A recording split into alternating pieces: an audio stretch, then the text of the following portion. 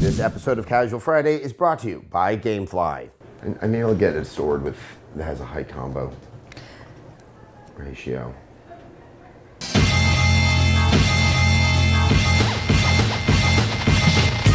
So you've been doing a lot of hard science videos lately. I have. But earlier this year, you did a lot of Rev 3 Games videos. I did, I still do. I counted, we did over 600 videos this year. Really? Yeah, it's true. That's like less than double the days in the year.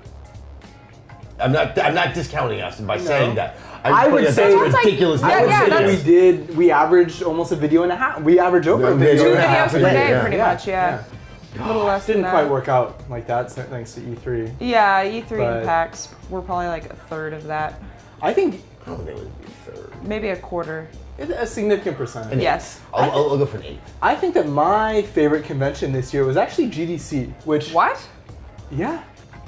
I thought... GDC's barely a convention. That's why I liked it so much. You like it I'm because with it's you on that. boring and serious. Yeah, exactly. But I thought we got some of the best interviews. It's true. Of the year That year. FTL interview was really good. That was good. The Jake Solomon, XCOM, Jake Solomon getting to meet, Yeah. the man who allowed him to make the game by making the first XCOM. I'm blanking on his name. I feel. Julian Gollop. That's right. That was one of my favorite moments of the year, was seeing these guys meet and talk for the first time and hearing like this guy sitting next to his idol, hearing his idol like say that he did a great job on the remake. That's Oh my God. so cool. And one of the nice things, and granted you can find these interviews at GDC, we just didn't have many of them, is it was people who weren't selling something. They didn't have a game in the oven who's on like all those talking points. And you're like, yeah, this is gonna really get us nowhere. Yeah. So I liked our E3 coverage. It was hilarious seeing all of us just quickly devolve over a course of 3 days. that was Adam especially. well, I mean, look. You were also working more than any of us. Well, but the thing is all I was thinking of is how frustrating it was at G4, where we were kind of held to this idea that 7.5 minutes was all that was acceptable for a demo. And say, like, I remember with Skyrim, the year it came out, I knew that there was a dragon waiting at the end, but no, we cut to commercial before we got to that. Yeah. And I was like, I'm gonna have none of that nonsense. I didn't appreciate Zach checked with me and said, "Are you sure you want to do this with me?" There was a verbal affirmation. There was. And I just didn't appreciate A, how many there were, or B, having a DJ 5 feet from you. Oh, see, that was fun for me because I only got to experience it like at the end of the day. It started with Abby Happy. We were doing Titanfall. He came on, and I've been so excited to do this interview with my old friend. And I know now by looking at the video, you can hear the two of us just fine. But we're about this close to each other. I can't hear her, and she can't hear me. Yeah. So it just, I understand why people thought I was like just cracked out of my head. Yeah. Because you see two people yelling at each other for no discernible reason because you can't hear the DJ music. I was freaking out that like the DJ is bumping Get Lucky because the Daft Punk album just came out. I am so worried that we're gonna get flagged. That the Daft Punk is gonna claim that really? video Think about as that. yeah, of course, because you can totally hear it. I mean, you totally cannot hear it, but I mean, it is super loud and one of the most recognizable songs of years, right? That was stressful. Yeah, with people talking over it, I assume it would be. I mean, fine. you Who would knows? assume. In this I don't know. day and In age this of day and flags and age. everything. Given Yeah, recent who events. knows? But I mean, at the same time, that was still the most satisfying E3 Yeah. because it was like, yeah, let's give each game its due. Yeah. And that was just Yeah. kind of nice to have happen. Next year, I want to do more live stuff so that we don't have to edit videos. I'm with you 100% on that. We've done some fun live streams. The GTA one was really good. You guys did Extra Life, which I GTA wasn't one there was for. a mess. The GTA one was hilarious though. Like, there were so many good inside jokes from that video. I mean, yeah, you guys did that after wow, and you too. Like, getting that Grand Theft Auto 5 review done almost broke me. Yeah. Because I had set aside 4 days. I got it on a Wednesday night, and I thought, you know what, I'm gonna be good. I'm gonna say goodbye to my wife. And so I didn't pop it in. 'Cause I was like, you know what, I'm gonna take her after dinner. I'd be like, okay, see ya, in about 4 days. Started Thursday morning, completely expecting I would be done by Sunday. And Sunday, I don't remember where I was in the game, but I knew I wasn't done, and I had no sense I was even close to being done because of the way that the story evolves.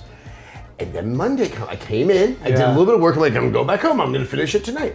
It's like 11 o'clock at night on the Monday. I'm like, I have no idea where I am in this game. Finally, like Tuesday at 3:30, I'm done. Wow. And it was just exhausting. It's like, and now I have to write about this. Right. Yeah. At least you had, at least we got a fair amount of time with those. As far as the big games, we got pretty lucky as far as the amount of time given to play. Yeah, Bioshock Infinite, we had a nice. Yeah. I mean, I think you and I, had the weekend, and I think I thought it might take me longer, but once I sat down to start playing that game, I couldn't stop. Yeah. And and then Last of Us. Yeah. Was, you weren't as lucky, but the live streams. I think one of my favorite live streams was the one you did at PAX. Of walking through the tour of the show floor. Yeah, that was really fun. That was the first time I'd ever done anything like that. I'm always a little bit scared of man on the street type stuff because I feel like you had it easy.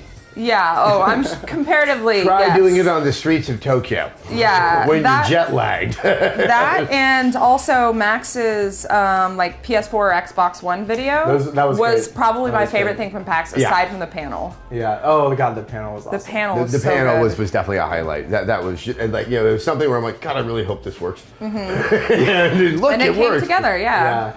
I think in terms of another video that. It was when we were doing the charity live stream, and getting to play Kingdom Hearts. Oh yeah. And revisiting it, and it wasn't so much for what happened. I felt very reaffirmed in some of my opinions, but there was that one screenshot that went around that people picked where it's like a picture of Sora looking quizzical, and then it's just me in the corner just going, and I think we use that for our thumbnail. Yeah. That and playing with the 6-year-old, playing Minecraft. Yeah, that was I want more playing games with kids. Yeah. That should be a regular live stream segment that we do. I feel like that could be very popular. The kids aren't union. Yeah, it's cheap. Exactly. There are child labor laws, and we're not going to be live streaming more than 6 hours a day. So. I know, exactly. Well, I think children need like 3 breaks if you're going to do 6 hours of work. They can handle it. Anyway. Just give them some diapers. The rest will be taken care of. And juice boxes, of course. And juice boxes. Exactly. Get that sugar going. So what do you think it was your favorite review to do this year, Tara? Oh, God. It's hard to say. I really enjoyed doing the Assassin's Creed 4 review. And you got to edit that one. I got to edit that one. Everything about Assassin's Creed 4 was just really fun this year. We went out to Singapore at the beginning of the year to preview the game.